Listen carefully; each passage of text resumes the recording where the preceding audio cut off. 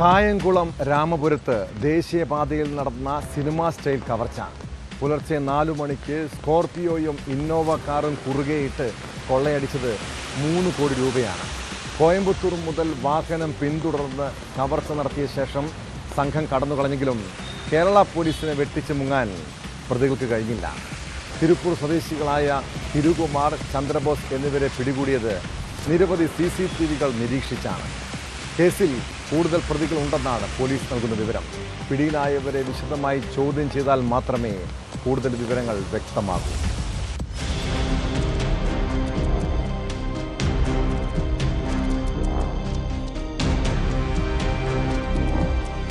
കൊല്ലത്ത് താമസിക്കുന്ന അപ്പാസ് പാട്ടീൽ എന്നയാൾക്ക് കോയമ്പത്തൂരിലുള്ള ബന്ധു പാഴ്സൽ സർവീസിന്റെ ലോറിയിൽ കൊടുത്തുവിട്ട 3,24 ലക്ഷം രൂപയാണ് 13 പുലർച്ചെ 4:30 കവർന്നത്.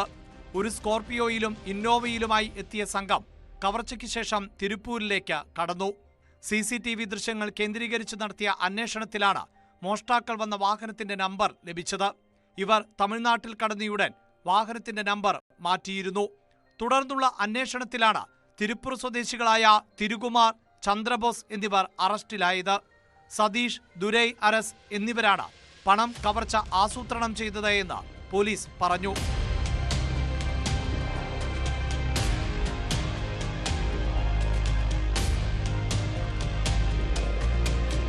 ഇവിടെ വെച്ചൊരു ഇന്നോവ കാറിൽ വന്ന പാർട്ടികൾ തടയുകയും തടഞ്ഞിട്ട് അതിനകത്ത് ഡ്രൈവറോട് പോലീസുകാരാണെന്ന് പറഞ്ഞിട്ട് വാഹനം പരിശോധിക്കണമെന്ന് പറഞ്ഞിട്ട് അവർ ആ ക്യാബിനകത്ത് കയറി ശേഷം പറഞ്ഞ് പോലീസ് സ്റ്റേഷനിലോട്ട് വിടാൻ പറഞ്ഞു. വണ്ടിക്ക് മൂവ് ചെയ്തപ്പോൾ അവർ പരിശോധിച്ചിട്ട് പോകാമെന്ന് പറഞ്ഞ് വീണ്ടും വണ്ടിയിൽ നിന്ന് ഇറങ്ങി 4 പേര് ഇറങ്ങി ഡ്രൈവറെ കൂടെ വിളിച്ച് ബാക്കിൽ വെച്ചിട്ട് കണ്ടെയ്നർ തുറന്നു.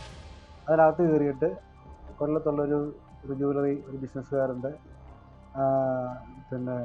സാധനം, ഒരു 2 പാക്കറ്റ് അത് എടുത്തുകൊണ്ട് പോയി.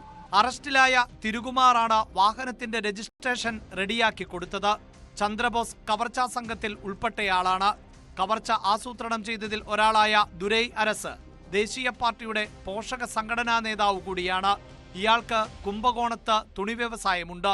കേസിൽ ഉൾപ്പെട്ടവർ നേരത്തെയും സമാനമായ കേസുകളിലെ പ്രതികളാണ്. കവർച്ച ചെയ്ത പണത്തിൽ 5 ലക്ഷം രൂപ തിരുകുമാറിനും ചന്ദ്രബോസിനും സംഘം നൽകിയിരുന്നു. ഇതിൽ 1.5 ലക്ഷത്തോളം രൂപ ഇവർ പളനി ക്ഷേത്രത്തിൽ ചെലവഴിച്ചതായും പോലീസ് പറഞ്ഞു. കേസിൽ 2 പേരെ പിടികൂടിയതറിഞ്ഞ് മറ്റുള്ളവർ ഒളിവിൽ പോയിരിക്കുകയാണ്. DYSP N Babukuttan, CI J Nizamuddin, SI Brijith Lal എന്നിവരുടെ നേതൃത്വത്തിലാണ് പ്രതികളെ പിടികൂടിയത്.